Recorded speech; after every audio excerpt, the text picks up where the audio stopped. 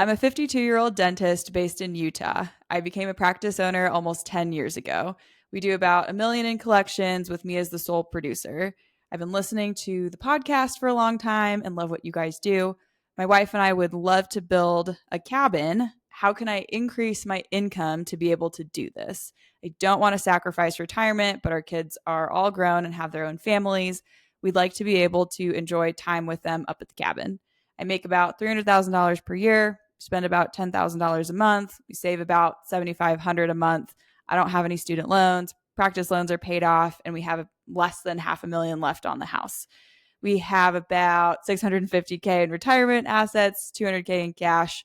Is the cabin feasible? What are some things we should consider? What say ye? Yeah, so the first place I always start is with the data and how reliable are these numbers, right?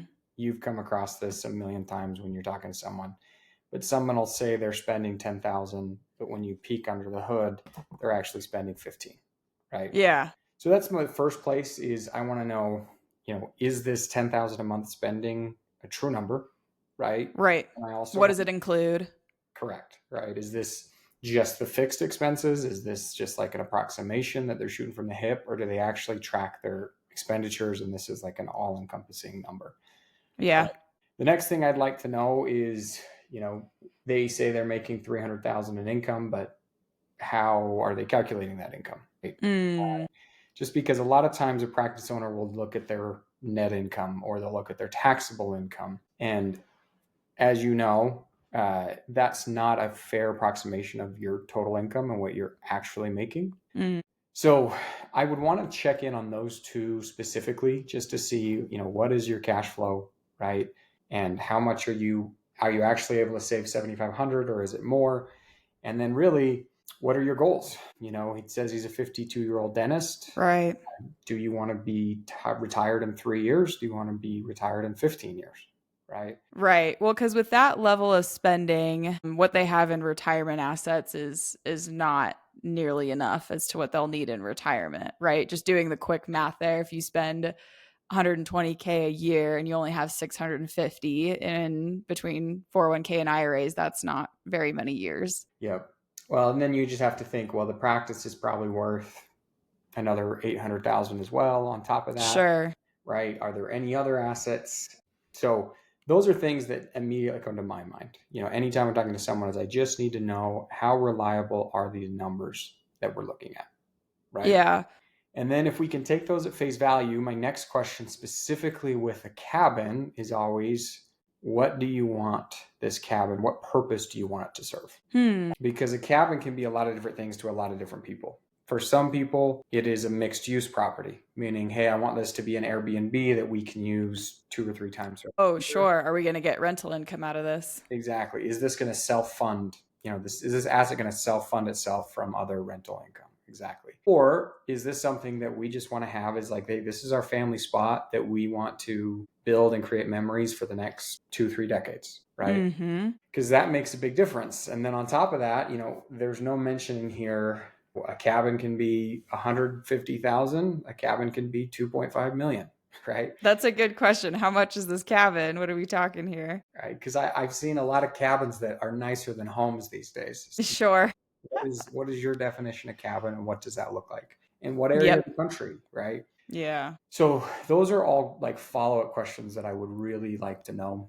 Funny enough, this person actually became my client. So I know a little bit more about this specific situation. Yep.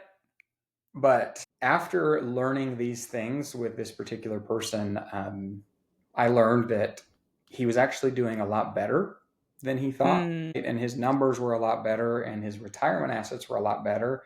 And theoretically, he could have retired in, 3 to 5 years if he wanted to. And when I asked him that, he said, well, I don't really want to retire in 3 to 5 years. I see myself working for another 10 to 15, right? And the answer came out to be, well, he could afford a cabin, right? And it was just fine. But in order to answer that question, you do need to, in the words of Shrek, you need to peel back the layers of the onion, right? Perfect. I love that you just incorporated a Shrek quote. It's one of my favorite kids' movies. So that's kind of the way I would approach this, especially for a lifestyle asset, Sure. What we would use is we really need to understand how much are you spending, what's your income, how much are you able to save, where are you at from a retirement perspective, and then is there wiggle room where we can do some other things? Yeah. Those are all really good questions. I agree. And then along these lines, just because this is similar, I actually had another person I was talking to that was also considering, in this instance, it wasn't a cabin, but it was a vacation home in St. George, Utah. Nice. And for this person, they weren't as well off and they weren't as ahead when it came to retirement. And by purchasing this St. George property, it basically meant that they were going to have to delay retirement by 3 to 4 years. Right? But my question for them was, if you have this property and you're able to use it for the next 10 to 15 years, are you okay delaying your retirement age for another several years? Yeah. Right.